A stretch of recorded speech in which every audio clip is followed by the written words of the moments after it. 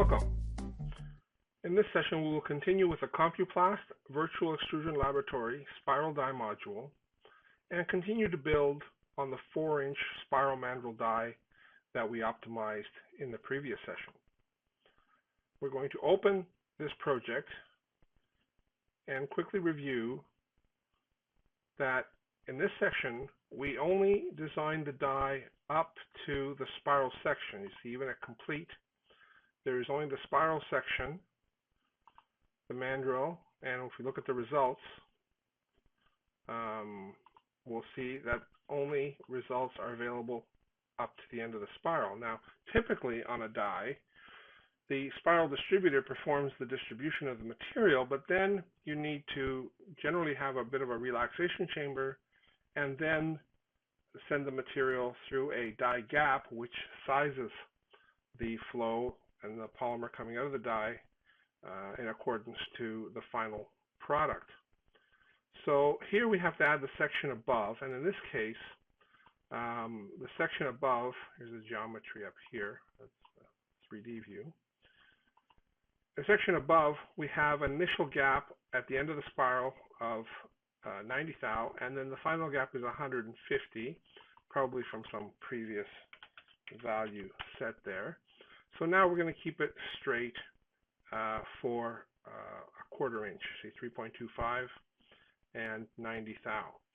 Now we're going to add the relaxation chamber, so we're going to do that step by step here. So you can see under the add button, we can define the endpoint, and I'm going to specify the same diameter because I don't want to taper it. I'm going to specify 3.75, and I'm going to specify 0.25, a 1/4 inch gap.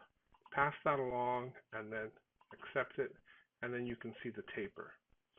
Then go to the next section, add, and let's say we have a 3/4 inch relaxation chamber. So I'm going to specify this at 4.5 and leave it constant at 0.25 and accept that. And then add the transition back to the final die gap. That's going to be, say, 4. No, it should be at 5.0 the height, and 0.040 would be a size for a 1 mi low density LDPE making film.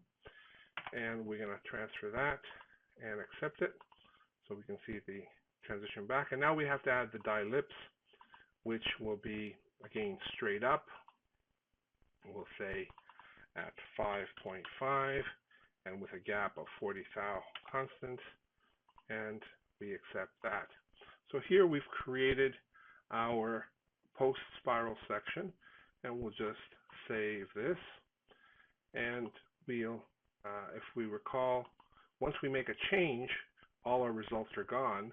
So now we need to go back and run the solution again.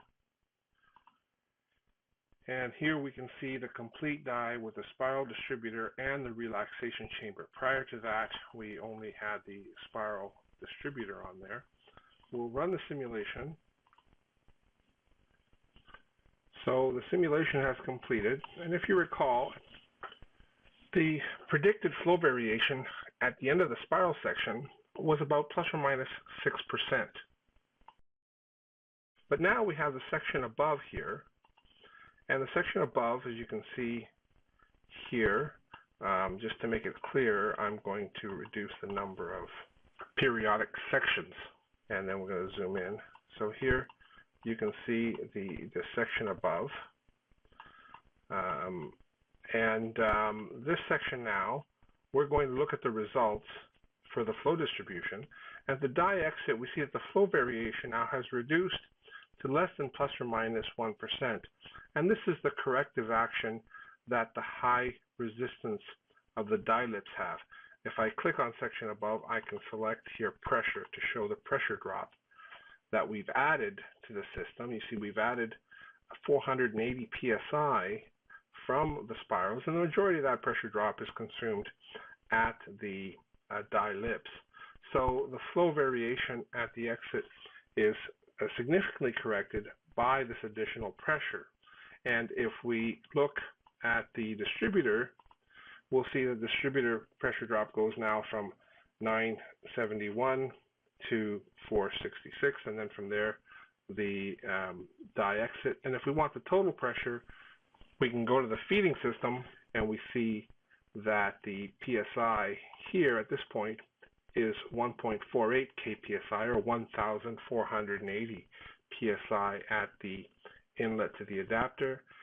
And then into the ports, we have 405 PSI across the adapter. We have 103 PSI across the ports. And we can continue that through to the die exit. So this shows the correcting effect. Now, if you recall, these calculations are being performed using the advanced solver, which uses the control volume method, which provides fast and efficient solutions for optimizing the die, as we have done so far.